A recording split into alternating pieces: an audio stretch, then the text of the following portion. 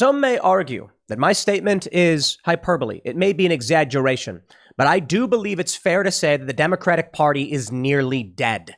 Now, at least for the time being, maybe the far left will take the corpse of the Democratic Party and wear it like a skin suit, which appears to be happening. But for the time being, I think it's a fair assessment. A 26th Democrat has announced they will be retiring and not seeking re-election. At a time when Republicans are expected to win a massive red wave, Democrats are bowing out and deciding they won't even fight. Maybe that's not a sign the party is dead, nearly dead, or dying. It's just a reality that in the first term of a presidency, the opposing party wins back the House. But there's more data than just this. Democrat voters are quitting the party in huge numbers. Typically in the U.S., more people are registered as Democrats than Republicans, and it's typically the independent voter that sides with the Republicans, giving Republicans a victory. This time around, though, it's looking nearly 2-1 that Democratic voters are switching their party affiliation to Republican, or in many cases independent, and many independent voters are aligning themselves either Democrat or Republican, but they're leaning heavily Republican. A new study out shows, or I should say it's relatively old, but it's only a few weeks old, shows that the Republican voter base is growing massively and the Democratic voter base is shrinking. At a time when Democrats are retiring from their party, there's no clear frontrunner, and prominent left-wing figures keep saying they're out and they're going to be voting Republican. I'll give you a notable example. Me. Now, in 2016, I didn't vote for Hillary and I didn't vote for Donald Trump. I was a Bernie supporter, and Bernie said a lot of things I thought were good, notably that open borders was a Koch brothers proposal and that he was fighting for the working class, and he believed in a lot of social issues that I thought were good. And then Bernie, in my opinion, sold his soul. We now have many other prominent individuals saying the exact same thing, that they're not going to be voting for Democrats this time because of the insane mandates, because of the lies. Even Bill Maher has come out now saying there's a big difference between liberal and woke, and I am not about woke. Bill Maher says that he plays to liberals, and now he's going to clubs, and he's seeing his audience as conservative and liberal. And it's strange, because he normally didn't play to mixed audiences. The reality is, wokeness in this country has gone too far. The Democratic establishment has embraced it to the point where it's alien to the average American. And people who are actually paying attention are saying, I don't like this, and I want to have nothing to do with it. But more importantly, we can see the lies and misinformation coming out of liberal justices on the Supreme Court as it pertains to COVID. We can see Dr. Fauci lying to Congress, and eventually people just say, enough. I will vote Republican if it means the Democrats are gone. Now, I'm not a big fan of the Republicans myself. I don't even know if I'll be voting Republican because I really don't like the Republican Party. I like the Mises Caucus, the Libertarian Party, but even the Libertarian Party is a bit out of it in my opinion. So I don't know. What I can say is the Democratic Party is the craziest of any of the parties. At the very least, with Republicans, they just obstruct and do very little, and you have a handful of good Republicans that make sense. The Libertarian Party, Mises Caucus, seems to make a whole lot of sense, but the likelihood they win seems to be relatively small. So in the meantime, all I can really say is I'm watching people outright say they would rather just have Republicans. The problem is there's no guarantee that solves your problem unless you vote in the primary. This could be a game changer. If the Republicans win over Democrat voters, if these voters, Republican, Libertarian, Democrat, vote in the primaries and get rid of the establishment and neocon Republicans, there may actually be a populist wave that takes over Congress, the House and the Senate, eventually the presidency, and then we will see a unified United States. The left may become a fringe group because of wokeness.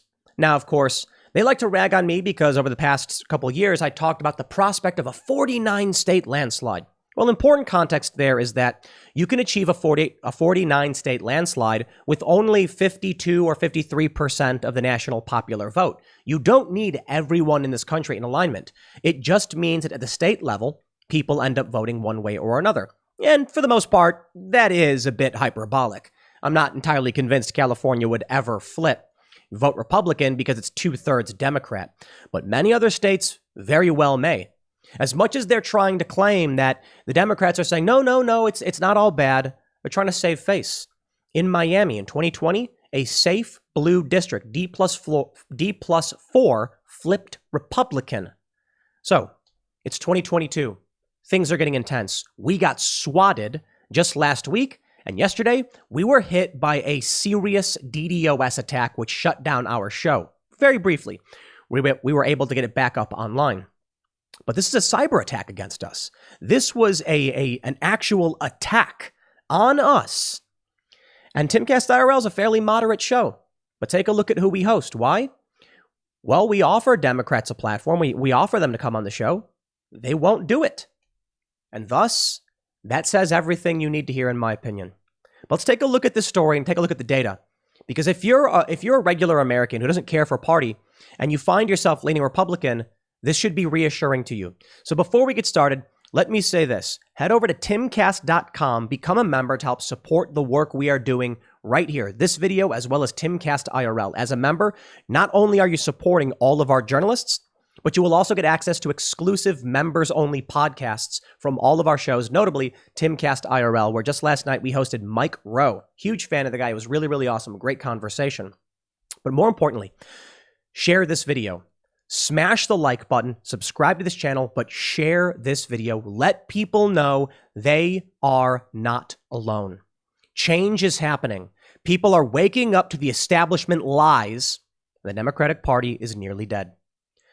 From the Daily Mail, yet another Democrat announces he won't run again. Pressure piles on Pelosi as Colorado's Ed Perlmutter becomes the 26th to drop out of the midterms, with chances of a GOP bloodbath growing. Moderate Democrat Perlmutter said he wanted to explore other opportunities. His district has been solidly blue since he was elected in 2006, but recently got slightly redder with the inclusion of conservative mountain regions last year. Democrats are still more likely to win there, but Perlmutter acknowledged in his outgoing statement that the numbers are slightly tighter. In November, a GOP group announced it was targeting Perlmutter in an ad blitz. Representatives Brenda Lawrence and Bobby Rush announced early last week that they are not seeking re-election at the end of this year. House Speaker Nancy Pelosi, who indicated she is running again, is trying to hold onto her party's slim majority in the lower chamber. But there's no guarantee the Democrats are going to hold the Senate either. In fact, based on the visualization of party base, I would actually say there's good evidence Republicans are going to sweep, and for a variety of reasons. First, we have redistricting. The Democrats have said gerrymandering is going to favor Republicans. It's cheating. It's not fair. It's voter suppression, et cetera, et cetera. Wrong. Redistricting is the result of people voting in local elections. And people who pay attention to politics tend to vote in local elections. This results in Republicans winning at the state level and then redistricting as they see fit, which benefits Republicans at the federal level. But it's not just about that. It's about the swing from Democratic to Republican. Take a look at this visualization we have here. It's kind of hard to see. It's a little small. This is from sagepub.com, a study tracking party switching from 2016 to 2020. In 2016, we can see, just based off of visually, you can see the Democratic Party is much larger than the Republican Party. In fact, it looks like it's nearly 2-1. And you can see this gray area are independent voters. Since 2016 into 2020, and now mind you, it's been 2022, I can only imagine the trend is getting worse. You can see that there have been some Republicans who have switched to independent or Democrat. We can see 9% of Republicans have become Democrat, and 13% of Republicans have become independent. However, among the Democratic Party, 15% of Democratic voters now identify as independent, and we have right here, 11% of Democrats have switched to the Republican Party. Seriously consider that number. 11% of Democrats from 2016 have switched to Republican by 2020.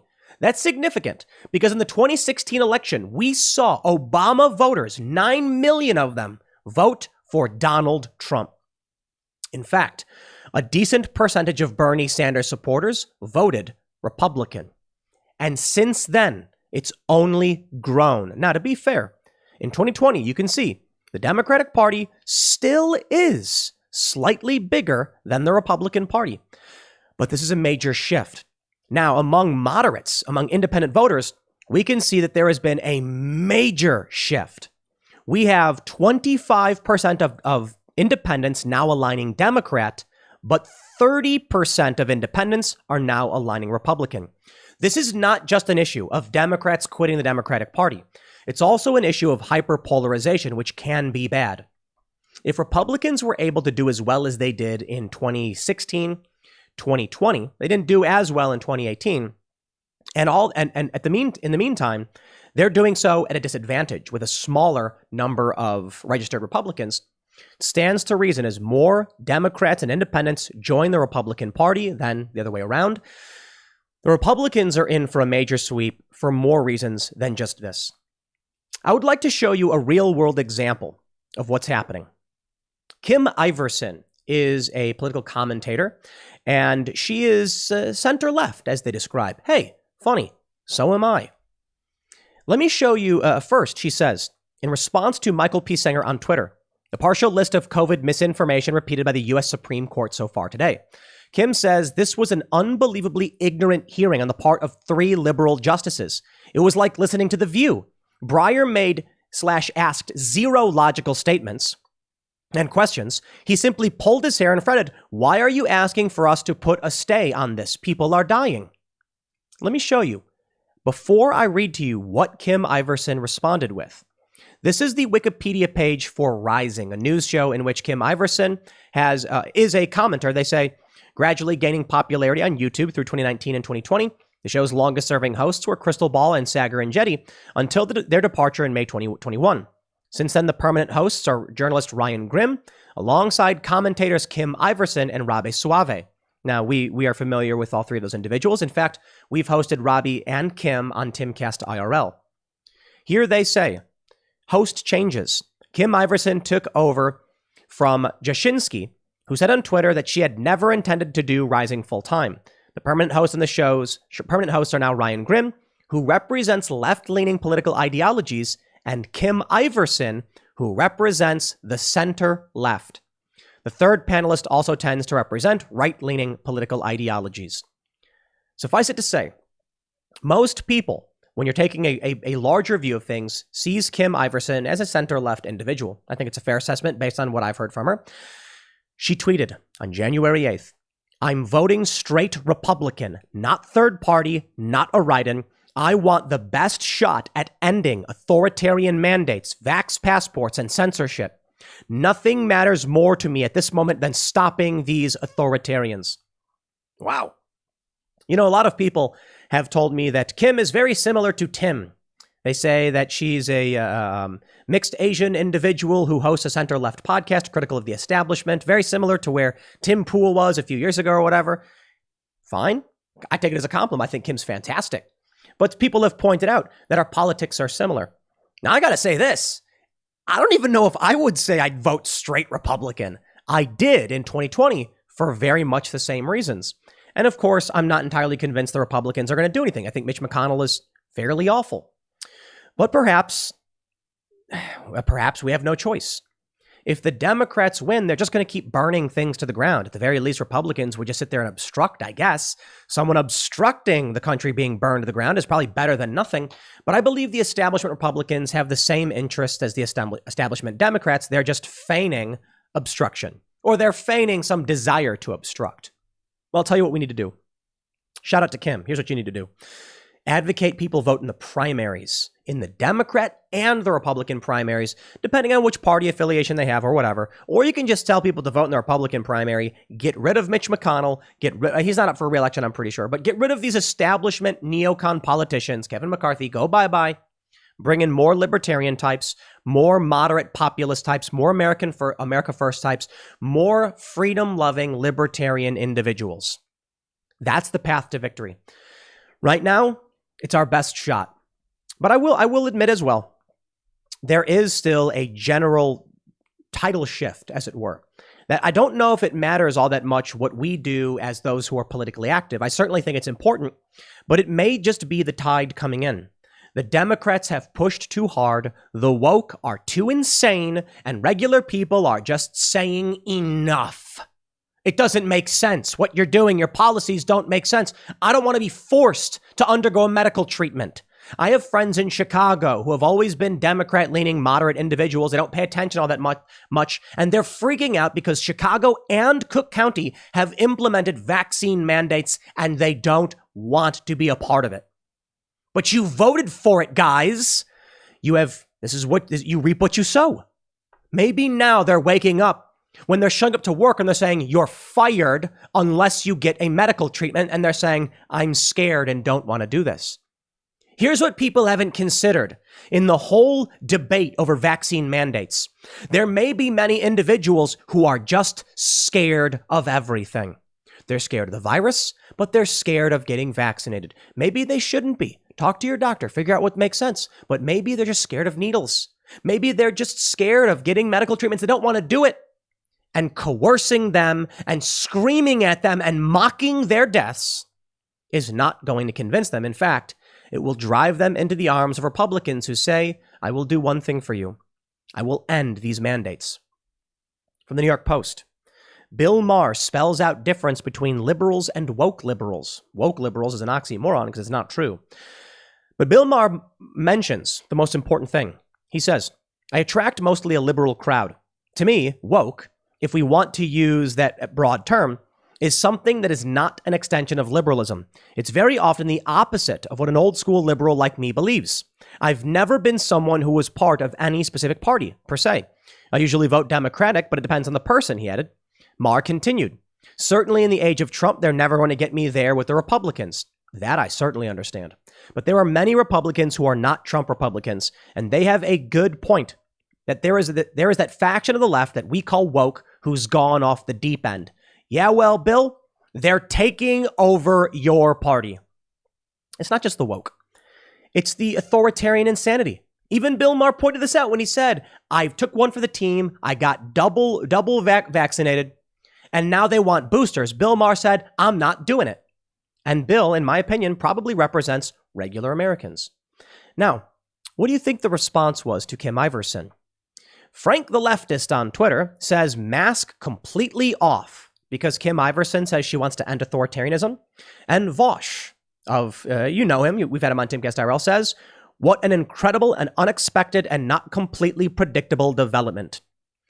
You know, guys, Vosh, shout out. If you are not paying attention to what regular Americans are thinking, you will lose. The mockery, the insults, the snootiness, the know-it-allism, all of that stuff is not convincing people who should be on your side to vote on your side. In fact, it's doing quite the opposite. And the result will be the crushing of progressivism in this country. Joe Biden, many of these moderate Democrats, they ran as they run promising these moderate policies, but then they just bow down to the progressive left. Kim Iverson tweeted she was voting Republican because of this tweet from a man named Lyle. He said, this pandemic has turned me into a Republican voter. Even the Green Party, to which I was previously registered, came out in support of mandates. I'm wondering if this was their plan all along. I wonder if I'm playing right into their hands by voting in support of the Republicans. One person responded to Kim saying, I'm a former Bernie supporter turned Tulsi Gabbard, now voting straight Republican. If someone would have told me this back in 2016, I would have never believed them. And I am right here with you. I never would have believed it as well. I did not vote for Trump, did not like Trump. Well, I'll put it this way. I think Trump's a funny guy. In 2016, I thought he was hilarious. It was hilarious watching him smack down Hillary Clinton. Hillary Clinton, I think, is awful. You're not going to get me to vote for her. I'm not voting for Joe Biden. That's insane. But Donald Trump wasn't that bad. And I had an option between not that bad, kind of bad in some ways, versus Joe Biden, corrupt crony garbage and media lies. Sorry, not playing that game. Donald Trump, he put an executive order banning critical race theory trainings. Thought it was a good thing. Donald Trump wanted school choice. I think that's a good thing. He wanted to end the wars in the Middle East. Yeah, I also thought that was a good thing. And you know what? I'm willing to vote for that. Take a look at this story from the Nevada Independent. trend continues of more Democrats switching to GOP than vice versa. They say, here are the numbers via the Secretary of State. And this is just Nevada. I believe it's in their county. Democrat to Republican, 1,912. Republican to Democrat, 736. Democrat to nonpartisan, 3,555. Republican to nonpartisan, 2,262. You can see that more Democrats are quitting than the other way around. Over in Florida, we have people like Scott Pressler. He's been registering Republicans like crazy. This is huge. Because what ends up happening is that Florida, which is a purple state, is going to have more registered Republicans than Democrats for the first time in generations. Take a look at this. Florida's 27th congressional district. According to Cook Political, it's a Democrat +4 district. In 2012, Obama won 53% of the vote. In 2016, Hillary Clinton got 57.9%.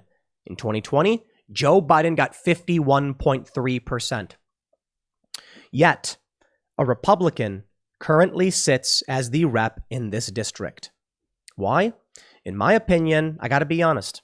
I think people don't like Donald Trump.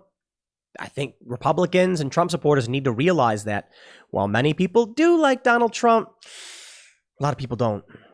But this safe blue district has turned Republican. I think it's been a crazy election cycle. Over in the UK, I think this was in 2019, we saw a tremendous conservative victory. Areas that hadn't voted conservative in 100 years were voting conservative. In the UK, it's like what? It's like the liberal Democrats and the conservatives. I don't know how their politics work, but it was a major right-wing swing. Not that it's helped them out all that much with the mandates and the lockdowns, mind you, but politics were strange. Things that no one predicted happened. The same thing is happening now. Joe Biden wins, but a Republican wins the district as representative. That's strange. You'd expect down ballot votes to be in alignment, but maybe people really thought Joe Biden was going to be that moderate Democrat that the progressives weren't. Or maybe something else happened. I don't know. Just kind of weird. And I mean that seriously. It is literally weird. Whatever you think about why it is, a blue district voted Republican. I got this from Ballotpedia. It's amazing. State legislators who have switched political party affiliation. These are state-level politicians since 1994. You have 76 quitting the Democrat Party and becoming Republican, 20 from Republican to Democrat. Even going back to 94, this trend has existed. That, to me, it's actually kind of crazy. But here's the big news from Rasmussen. Lining everything up also perfectly. Voters' remorse. Trump would win rematch with Biden. Trump would get 81% support from the GOP. Biden would get 75% of Democrats. However, among voters not affiliated with either major party, Trump would win by a 16-point margin with 45% to Biden's 29% of the vote. That is a large portion of people, independent voters who did vote for Biden. You may have seen the poll from Rasmussen before that they asked people about Hunter Biden's laptop, Joe Biden's son. And it turns out that people didn't know about it. And there was a high single-digit percentage of individuals who said if they knew about the Hunter Biden laptop scandal, they would not have supported Joe Biden. And if they knew, Donald Trump likely would have won. Yet here we are. That's media manipulation. That's big tech manipulation. That is the dirty tricks and the dirty games they play. Somehow, regular people have seen through the lies, perhaps because you cannot contain it. When people like me, formerly a Bernie supporter, grew up in Chicago, Democrat my whole life, are saying screw the Democratic Party. And I think my reasons are pretty obvious. Chicago is run by Democrats for generations, and it was run into the ground, and it still is, and it's worse than ever. Maybe you need some political competition. But seeing someone like Kim Iverson just come out and be like, I'm voting Republican, to see 26 Democrats say, we're retiring. Wow. Now, we've previously seen Republicans retire as well. This, in my opinion, will precipitate a wave of leftist populists coming into the Democratic Party. This is going to hyperpolarize the country. It's going to make the Democratic Party collapse. I mean, the party is nearly dead because, look, you've certainly seen some exodus from the Republican Party due to the America First nationalist populist types. but not nearly as much as the Democrats. And the nationalist populist Republicans are doing better than the progressive Democrats are doing against the Democratic establishment. In my opinion, with these retirements will come primaries in which progressives win in huge numbers and regular Americans flip out and say, no way, we're leaving. Plus, not to mention, all of the people who have fled countries like Cuba or Venezuela, they're going to be spreading that message. And you're going to see Florida go deep red, Texas deep red, and any place that harbors a community of individuals who fled communism and socialism, they are going to say Republican all the way. Now, redistricting is a big reason why people think Republicans are going to win. But here's what I love so far. 538 says, so far, redistricting has helped the Democrats.